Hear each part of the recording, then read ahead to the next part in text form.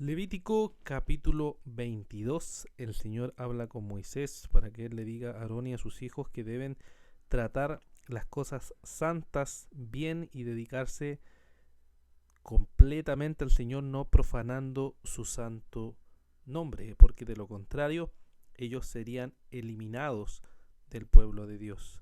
Del verso 4 al verso 9 empieza a decir entonces qué cosas son las cuales los sacerdotes deben apartarse. No deben estar contaminados, nos dice, con lepra, no deben estar contaminados con semen, no deben tocar ningún cadáver, porque eso los haría quedar inmundo. Entonces lo que tienen que hacer es, como ya había dicho el mandato del Señor, que era apartarse y quedarse alejado de las cosas santas hasta la noche, y luego recién podrían volver a las cosas sagradas. Tampoco podían comer animales que habían sido despedazados por otros animales, porque esto obviamente era algo inmundo. Les recuerda en el verso 9 entonces que cumplan sus ordenanzas para que no mueran por profanarlas, ni tengan que cargar con su pecado. Yo, el Señor, dice que los santifica. Por tanto,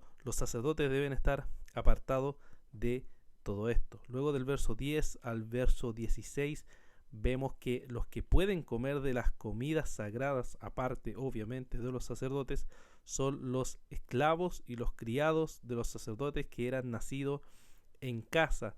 También la hija del sacerdote puede comer de las cosas sagradas siempre y cuando esté casada con alguien del sacerdocio, porque si no está casada con alguien así, entonces no puede comer, porque de lo contrario iba a morir. Del verso 17 al verso 33 tenemos las ofrendas que deben presentarse delante del Señor, y una de las características que se ve constantemente en la exigencia de este mandato es que deben ser ofrendas que no tienen ningún defecto. O sea, los animales que presenten no deben tener ningún defecto, no deben ser ciegos, no deben ser mutilados, no deben ser sarnosos, no deben ser roñosos, no deben tener los testículos heridos o magullados, sino que deben ser completamente santos delante de Dios, y deben santificarse el día del Señor cuando presenten estas ofrendas a Dios.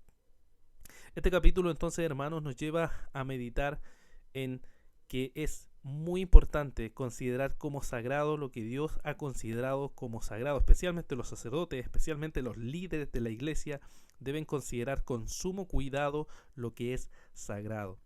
Entonces, el comer de las cosas sagradas es solo para aquellos que están purificados.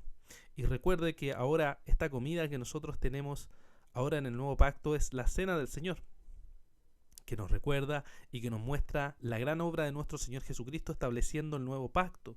Por tanto, cuando nos acercamos a la cena del Señor, deben estar todos consagrados y purificados. Y es por eso que hacemos este examen de conciencia antes de participar en la cena del Señor y presentar nuestros pecados delante del Señor, confesarlo y descansar solamente en la obra de nuestro Señor Jesucristo. Realmente haces eso, porque si no lo haces, la Escritura nos advierte que comeremos y veremos juicio, y no disfrutaremos verdaderamente de esta comunión del Señor.